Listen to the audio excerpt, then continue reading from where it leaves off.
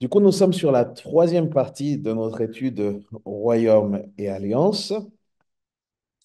Euh, c'est très intéressant parce on a parlé sur la terre promise, on avait parlé, vous vous souvenez, de l'emplacement, on avait un petit peu essayé de comprendre qu'est-ce que la Bible parle, en tout cas, sur ce qu'était l'Éden, la terre qui était ce paradis, en fait, qui était représentatif aussi du royaume de Dieu. Et là, non, on va parler sur un petit peu l'expansion. Par l'expansion, je veux dire que la terre promise n'était pas et n'est pas l'objectif ultime d'Abraham et d'Israël. D'un point de vue géographique, la terre promise est bien trop petite pour accueillir le royaume de Dieu sur la terre, vous l'entendez bien. Si on reprend Genèse chapitre 12, verset 3. Voilà ce qu'il est dit. Il est dit à Abraham ceci, je bénirai ceux qui te béniront et je maudirai celui qui te maudira. Regardez ce qu'il dit. Toutes les nations de la terre seront bénies en toi. Parler d'expansion, là, c'est un point très, très important. À travers un processus qui consiste à bénir ou à maudire les nations en fonction de leur attitude vis-à-vis d'Abraham et de sa descendance, Dieu dit qu'en fin de compte, tous les peuples de la terre seront bénis. Et cette promesse ne parle pas seulement de la façon dont la foi d'Abraham, qui est maintenant la foi chrétienne, disons-le concrètement, va s'étendre à des groupes ethniques et à des langues différentes, bien que ce soit un aspect de la promesse. Mais ce verset comporte aussi une dimension géographique. Ça veut dire que du coup, je disais que ce verset comporte une dimension géographique. Ça veut dire que la bénédiction d'Abraham va s'étendre géographiquement à toutes les familles de la terre. Voilà pourquoi l'apôtre Paul résume la promesse que Dieu a faite à Abraham en employant des termes particuliers. Si vous allez dans Romains 4, verset 13, il va dire, l'héritage du monde a été promis à Abraham et à sa descendance. Ce n'est pas juste un petit pays qui a été promis en héritage à Abraham, mais le monde entier. Le pays de Canaan n'était qu'un acompte tiré de cet héritage. Je ne sais pas si je me fais comprendre. Ce qui veut dire que l'expansion du royaume de Dieu, au-delà des frontières d'origine de la terre promise, s'est produite à petite échelle à certains moments de l'histoire de l'Ancien Testament. Par exemple, à partir de l'époque de Moïse, il y a deux tribus et demie qui occupent des territoires de l'est du Jourdain. Et pendant le règne de certains rois, les frontières d'Israël se sont élargies vers le nord, vers l'est et vers le sud. Dans l'histoire du peuple d'Israël, dans l'Ancien Testament, on voit donc que c'est le centre du royaume de Dieu, que le centre, pardon, du royaume de Dieu était au pays de Canaan, mais aussi que le royaume de Dieu commençait à s'étendre sur la terre. En gardant à l'esprit ce qu'on vient de voir concernant le lieu, ce qu'on avait dit aussi la semaine dernière, sur le lieu du royaume dans l'histoire de la nation d'Israël et dans l'Ancien Testament. Je voudrais maintenant qu'on puisse passer à ce point suivant qui concerne le royaume, plutôt le peuple du royaume. Le peuple du royaume. L'histoire du peuple de Dieu pendant cette période est très complexe. Et donc, il faudrait qu'on se tienne à quelques éléments essentiels. Cela ne va pas nous empêcher de voir quel est dans l'ensemble le rôle d'Israël dans le royaume de Dieu et comment cela correspond au dessein originel que Dieu a aussi pour l'humanité. Nous allons aborder trois points.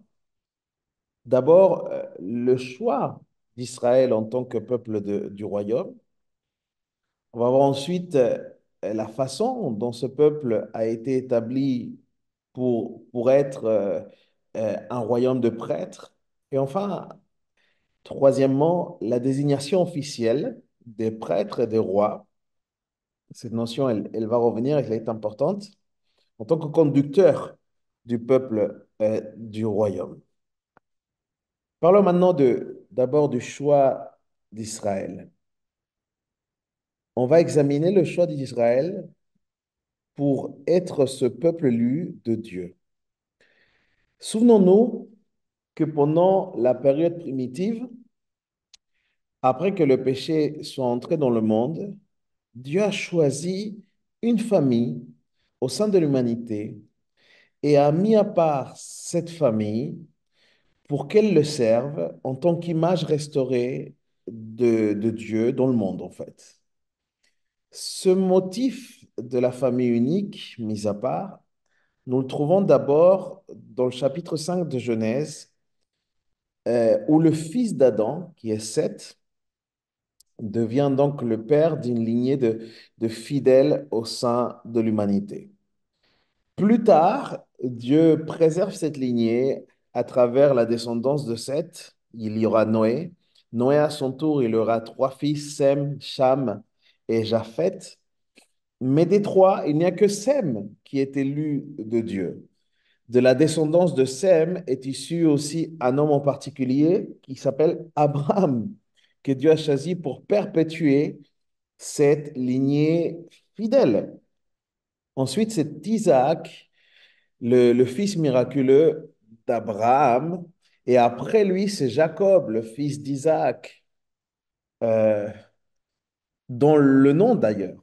Et c'est là où tout change, c'est que le nom de Jacob, vous savez, il va être changé et il va prendre ce nom d'Israël, qui prend quelque part la relève en tant qu'image de Dieu ici sur terre et objet de sa faveur. Jacob, lui, va engendrer 12 fils, à savoir Joseph et ses frères. Et ces 12 fils deviennent les 12 patriarches ou les 12 tribus de la nation d'Israël. Ces 12 tribus sont aimées de Dieu et reçoivent un titre spécial de peuple de Dieu. Dieu aime ce peuple comme un père aime son premier-né. De toutes les nations de l'humanité, les tribus d'Israël constituent un peuple à part. C'est vraiment le peuple du royaume de Dieu.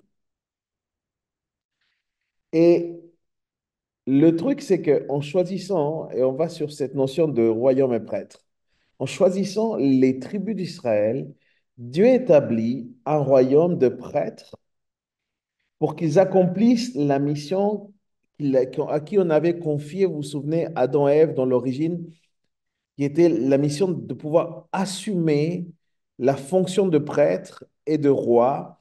Le mot Dieu déclare très explicitement qu'Israël doit remplir cette fonction dans le cadre et dans l'avancement du royaume. C'est dans l'Exode chapitre 19. Exode chapitre 19, versets 4 à 6, l'Éternel il adresse ses paroles au peuple d'Israël qui est rassemblé au pied du mont Sinaï.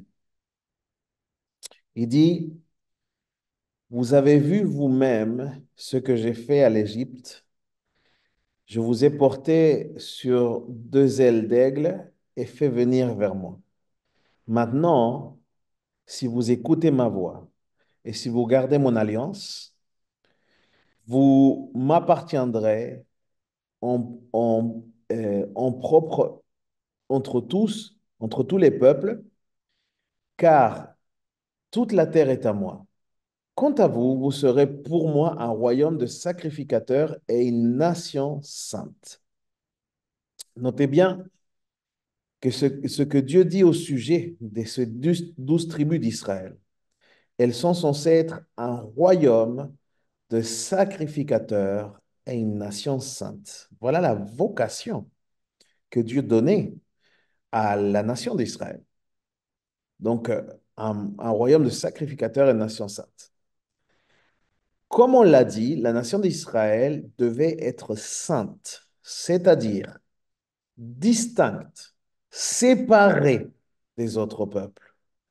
Mais plus précisément encore, elle devait être un royaume de sacrificateurs. Ça veut dire qu'il devait être des prêtres ou encore un royaume sacerdotal.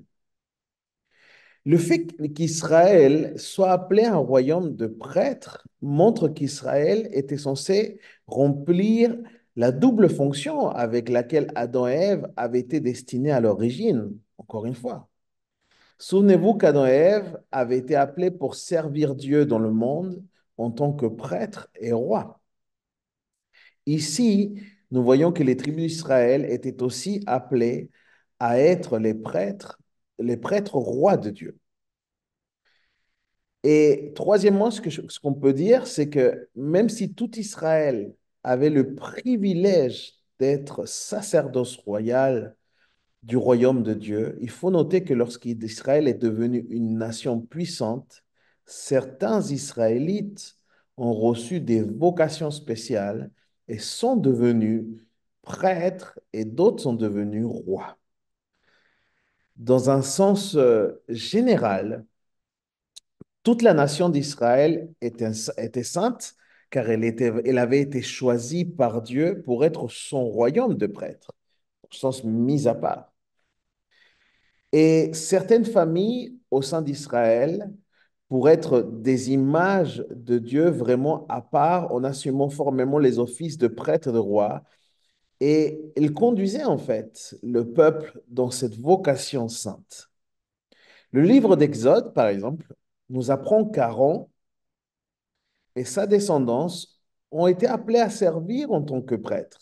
Leur rôle consistait principalement à représenter le peuple auprès de Dieu en lui rendant un culte dans sa présence spéciale, qui était au tabernacle, au temple, et en lui offrant leurs sacrifices et leurs louanges.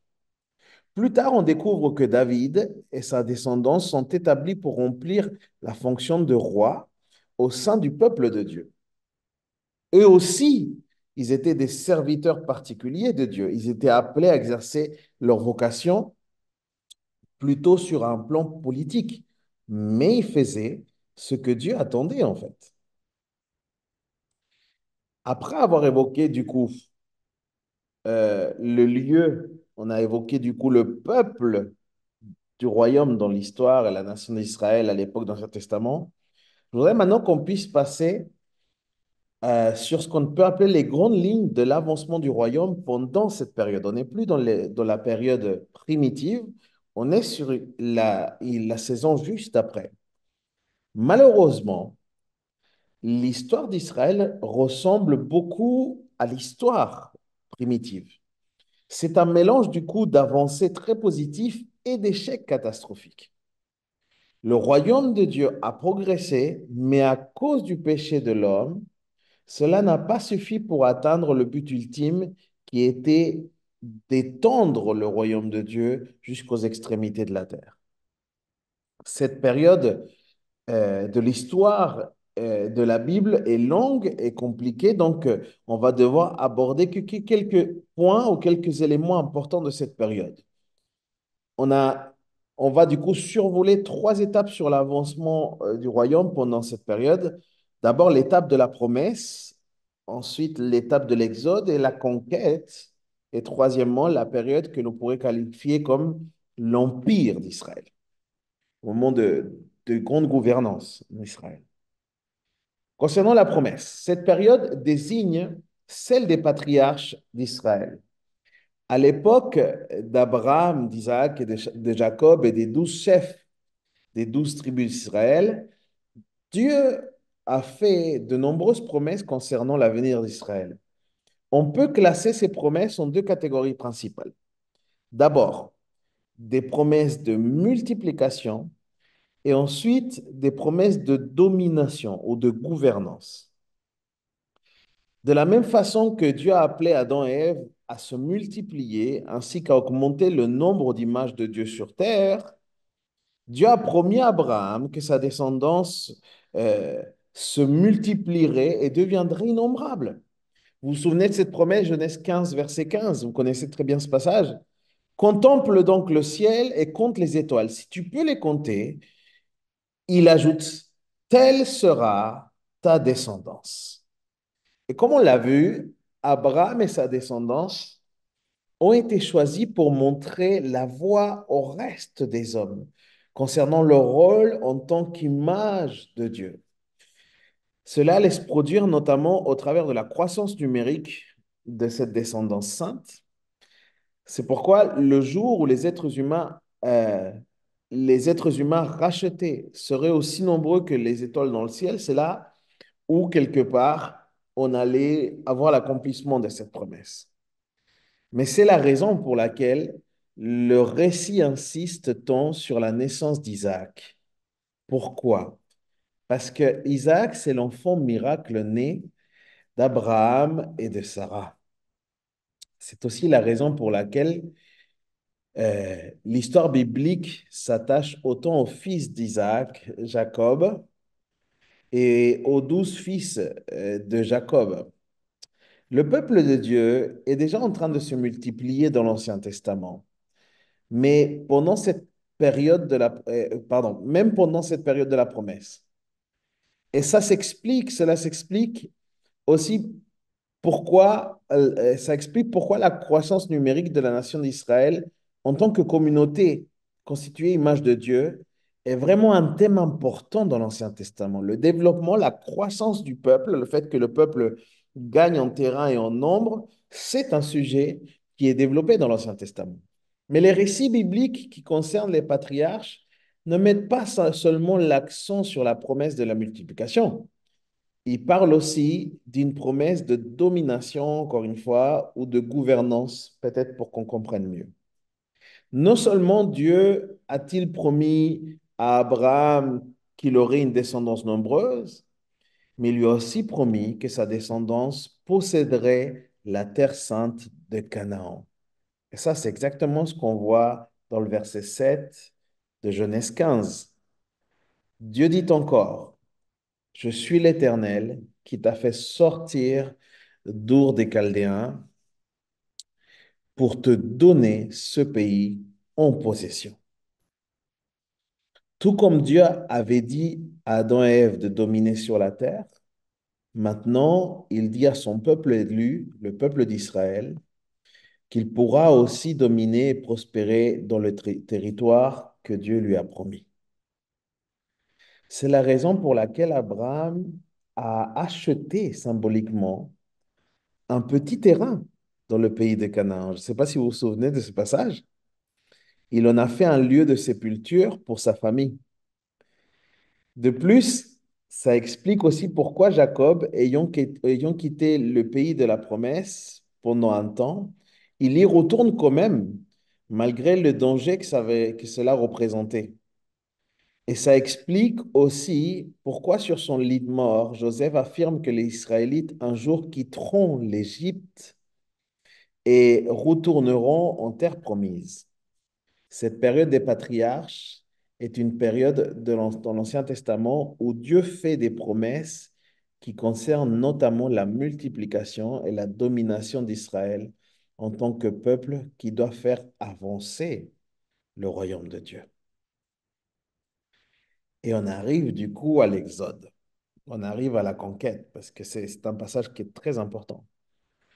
La deuxième étape importante de l'avancement du royaume est bien celle-là dans l'histoire d'Israël, c'est cette étape qu'on va appeler l'exode et la conquête. Dans l'Ancien Testament, il y a un passage en particulier qui montre clairement que ce que Dieu faisait dans l'histoire d'Israël pendant cette période était destiné à établir son royaume sur la terre. C'est-à-dire que ce passage, c'est celui après avoir traversé la mer Rouge, où Moïse et les Israélites entonnent leur fameux cantique qui se retrouve dans Exode chapitre 20, versets 1 à 18. Vous avez ce fameux cantique. Et c'est le premier passage dans l'Écriture où le thème du règne de Dieu apparaît explicitement. Avant, on le comprend déjà, mais là, ça apparaît explicitement. De ce cantique, il y a beaucoup de motifs qui ont rapport avec le royaume. Mais on va en relever un en particulier, et c'est au verset 13. On est encore à Exode 15. C'est au verset 13, il y a ces paroles qui révèlent la confiance de Moïse en l'avenir. Regardez ce qu'il va dire. verset 13, il va dire, par ta bienveillance, tu as conduit ce peuple que tu as racheté, et par ta puissance, tu le diriges vers ta, ta demeure sainte. Notez bien que les Israélites ici louent Dieu parce qu'il est en train de les diriger vers la demeure sainte. Et comme on l'a vu, la terre promise devait être comme le pays d'Éden, un lieu de la sainte présence de Dieu sur terre. Quelle était la particularité de l'Éden, à part sa beauté, à part ce qu'il y avait dedans? C'était que c'est le lieu de la présence, c'était un lieu de rencontre, c'était le lieu où Dieu se présentait, où se révélait. Et c'était ça. Il y a encore autre chose en plus, c'est que le mot traduit par conduire dans le verset qui est en hébreu na'al signifie plus précisément conduire avec soin ou guider comme un berger. Et cette métaphore du berger est souvent utilisée pour décrire le rôle des rois au Proche-Orient à cette époque et dans la Bible en particulier. Donc Dieu est en train de conduire son peuple vers sa demeure sainte en tant que roi et berger, par sa puissance, mais il guide, il conduit, donc il est roi et berger. Ça, c'est quelque chose de très, très, très fort parce que c'est ce qu'on va voir dans l'accomplissement avec Jésus, hein.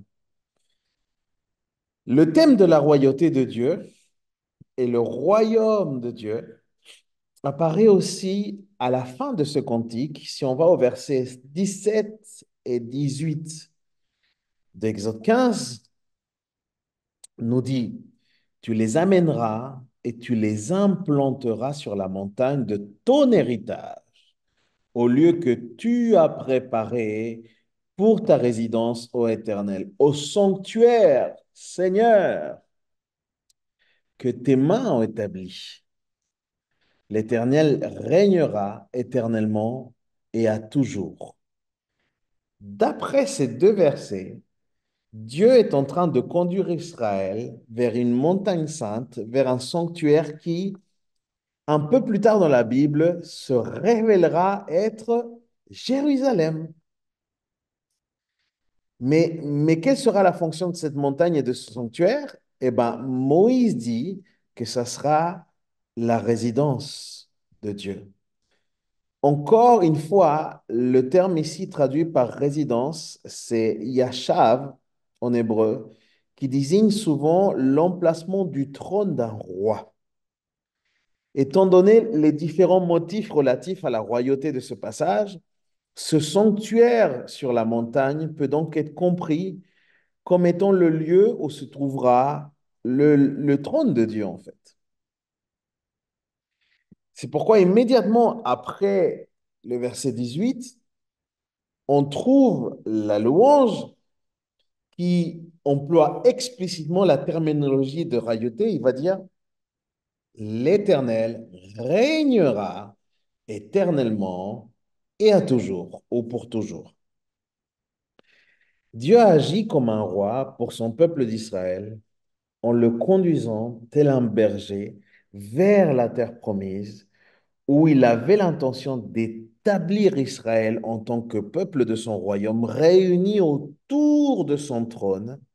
Autrement dit, l'exode et la conquête avaient pour but d'établir encore une fois le règne de Dieu, la royauté, son royaume sur terre, pour toujours. Et ça, c'est des choses qui sont remarquables, en fait. C'est des choses qui sont puissantes. Le projet de Dieu par rapport à son peuple, par rapport à son royaume, est marqué dès le départ. On voit toutes les attentions, en fait. Si on porte attention, on voit toutes les intentions de Dieu pour cela. Dans l'Ancien Testament, maintenant, on va aussi révéler une troisième étape dans l'avancement du royaume de Dieu, dans l'histoire de la nation d'Israël. On pourrait appeler cette étape l'étape de l'Empire, comme on disait, c'est-à-dire la période pendant laquelle Israël a existé en tant que nation établie avec un roi et un temple. Il se trouve que la place des rois humains dans le plan de Dieu pour Israël est parfois objet à controverse. Dans quelque chose qu'on va voir peut-être prochainement, on va essayer de réfléchir attentivement à la question où nous verrons que Dieu a toujours voulu qu'Israël ait quelque part un roi, mais pas n'importe lequel. Nous verrons aussi comment est-ce que la fonction de roi s'est développée en Israël. Mais pour l'instant, on va simplement s'intéresser à la façon dont le royaume de Dieu a progressé après que Dieu ait choisi d'établir David et ses fils comme rois de ce peuple. David et son fils Salomon ont fait avancer le royaume de Dieu sur terre en établissant Jérusalem comme demeure pour le roi et pour le temple. D'une part, le trône de David à Jérusalem signifie la présence de la dynastie royale qui incarne le règne de Dieu sur terre. Et voici comme le trône de la maison de David est décrit dans 1 Chronique chapitre 29. 1 Chronique chapitre 29 au verset 23, il dit, Salomon s'assit sur le trône de l'Éternel comme roi à la place de son père David. Le trône de David, c'est le trône de l'Éternel. Regardez bien ça. Le trône de David, c'est le trône de l'Éternel. Ça veut dire que la maison de David est appelée à conduire le peuple d'Israël en représentant auprès du peuple l'autorité royale de Dieu.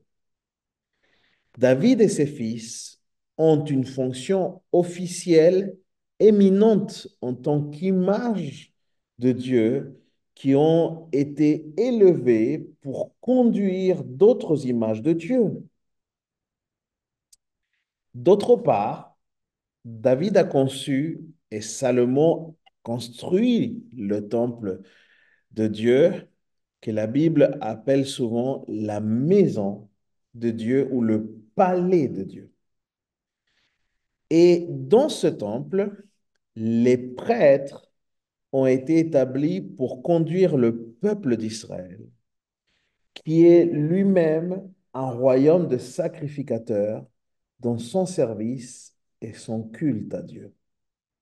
Encore une fois, dans ce temple, les prêtres ont été établis pour conduire le peuple d'Israël, qui est lui-même un royaume de sacrificateurs.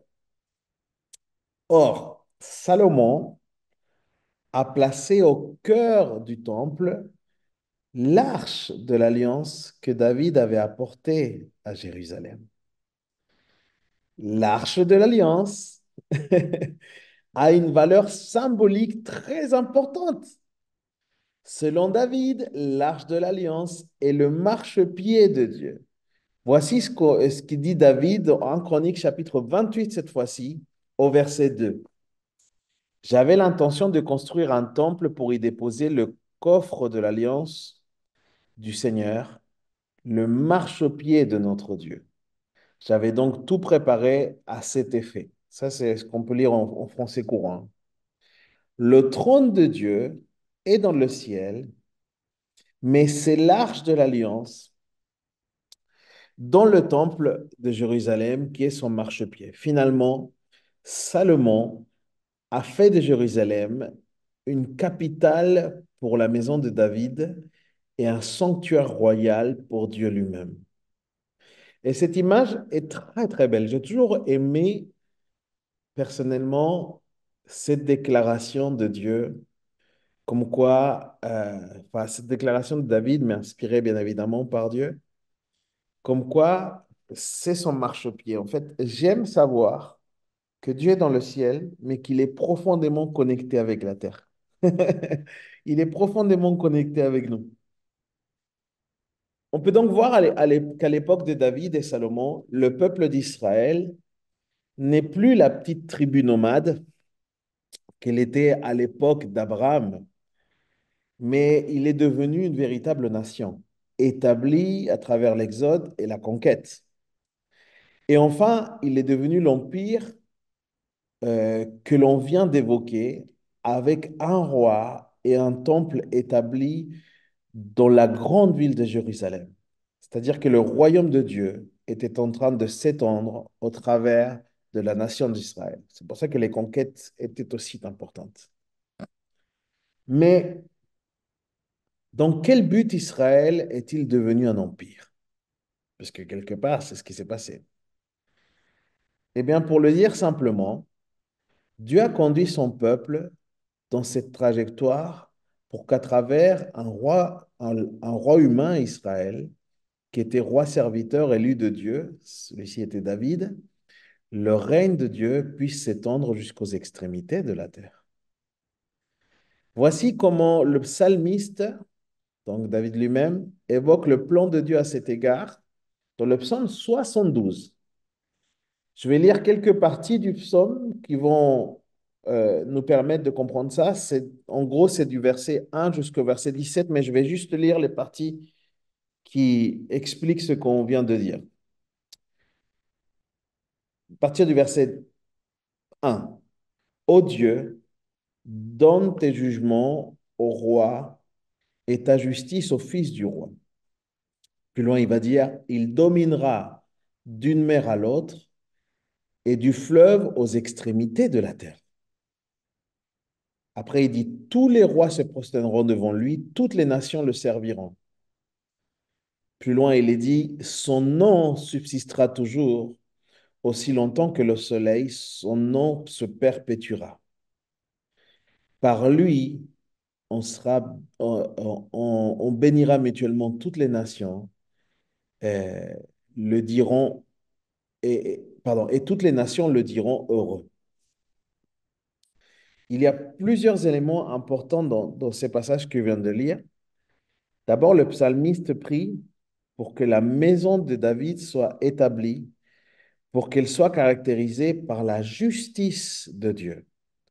Ensuite, le psalmiste sait que cela entraînera une expansion importante du royaume de Dieu. La maison de David va ainsi régner sur toute la terre et son règne ira d'une mer à l'autre et tous les rois de toutes les nations serviront le roi qui sera sur le trône de David et qui incarne les jugements et la justice de Dieu. Le règne du serviteur élu, le roi d'Israël, va déployer le règne de Dieu sur toutes les nations de la terre. Mais pourquoi une telle expansion du royaume de Dieu? Dans quel but? Eh bien, de façon extraordinaire, le psaume 72 affirme que le but de cette étape impériale de l'histoire d'Israël est d'atteindre l'objectif pour lequel Dieu a choisi Israël dès l'origine. Rappelez-vous dans Genèse 12, le verset 3, que Dieu a dit quelque chose à Abraham et lui a dit, toutes les familles de la terre seront bénies en toi. Vous vous souvenez? Mais comment cette promesse faite à Abraham allait-elle se réaliser? Eh bien, au verset 17 du psaume 72, il dit que c'est euh, c'est au travers le règne juste de la maison de David. Puis, on se bénira mutuellement et toutes les nations le diront heureux. Il y a une allusion évidente ici à Genèse 12, verset 3. Le but dans lequel Dieu a choisi Abraham dès l'origine sera atteint lorsque la maison de David aura étendu la bénédiction de Dieu sur toutes les nations. Et là, il va se passer quelque chose d'important parce que le règne de la maison de David doit donc permettre que s'accomplisse le but de l'existence d'Israël à l'origine. Et qu'est-ce qui doit en résulter? C'est quoi l'objectif? Pourquoi la maison de David doit-elle propager la bénédiction d'Abraham dans le monde entier?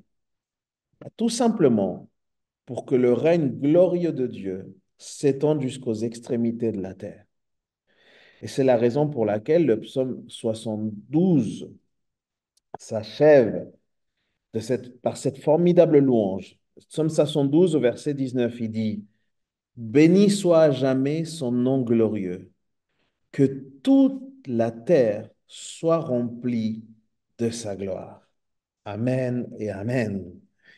Et ce dernier verset du psaume 72 révèle quel est le but ultime de tous ces développements qui ont lieu dans l'histoire d'Israël, depuis la promesse faite aux patriarches jusqu'à l'époque de l'Empire, en passant par l'exode et la conquête.